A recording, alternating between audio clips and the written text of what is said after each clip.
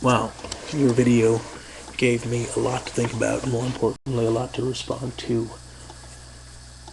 Uh, Let me start with the positive. I can say that I do understand and appreciate and agree with some of the things that you had to say, some of the more self empowering things about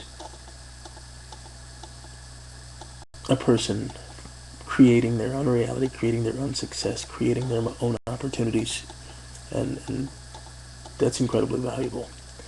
But I think it's completely naive and crazy to overlook um, the reality that slavery did and continues to play a large role in race relations in this country.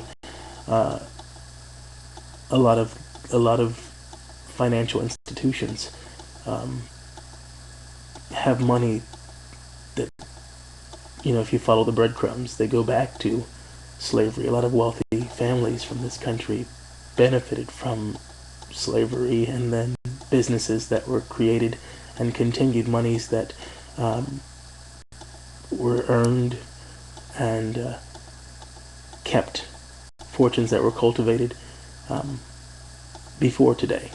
Old money is old money for a reason. Uh,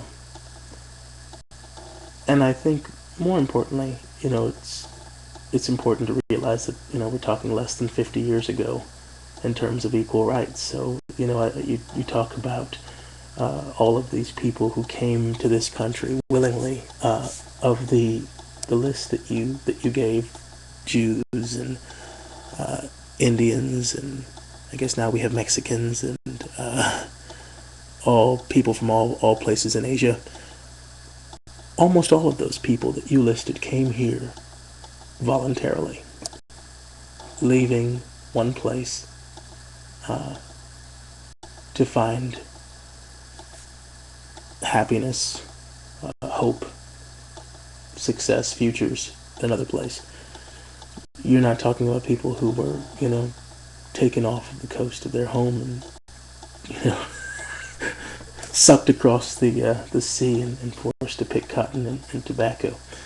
But more importantly than that, like I said, we still have the issue of race relations uh, that link back to basic civil rights. Um, and it takes, 1 to 2 generations to completely, sometimes more, to cycle through those things. So you've got less than 100 years now to get from, my parents' generation, who understood very, very clearly there was a difference between white and black, who understood that, you didn't look at certain people and that you couldn't go certain places and you couldn't date certain people. And we're still living like in the after effects of that. So it's silly and irresponsible to completely ignore that reality. Um, who do the reparations come from? Yeah, of course, that's a good question. As you so correctly pointed out, there are people here who are not here, whose families were not here when slavery was perpetrated. But at the same time, you can't pretend that these things didn't happen. Our country has never, the government, the president, has never acknowledged anything in terms of, opening a national discourse and beginning the process of closure and healing. That's something that you have to address head on. You can't sweep it under the rug and then pretend it doesn't happen, And you've got wonderful Ron Paul, who's now saying that Lincoln did the wrong thing by,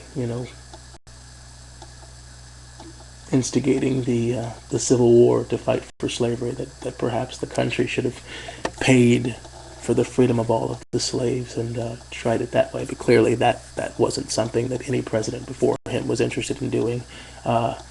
And frankly, not something that he was interested in doing. I don't think that's a different issue, completely different issue. But as per reparations, we won't see them paid. I think a lot of people would be happy to just start with like a public apology and discourse on what it's all about.